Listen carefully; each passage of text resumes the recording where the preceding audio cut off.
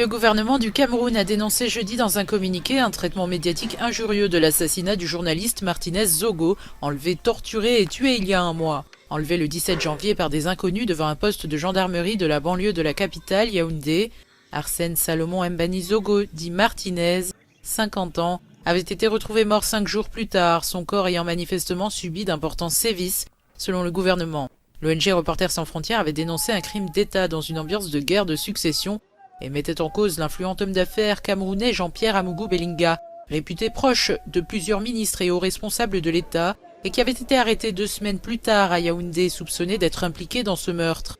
Martinez Zogo était le directeur général de la radio privée Amplitude FM et animateur vedette d'une émission quotidienne Embouteillage, dans laquelle il dénonçait régulièrement l'affairisme et la corruption dans ce pays d'Afrique centrale, dirigé d'une main de fer depuis plus de 40 ans par le président Paul Biya. Le porte-parole du gouvernement René, Emmanuel Sadi, a dénoncé les publications de RSF et du journal Le Monde, qu'il qualifie d'analyse erronée et de spéculation fantaisiste sans aucune corrélation avec la réalité camerounaise.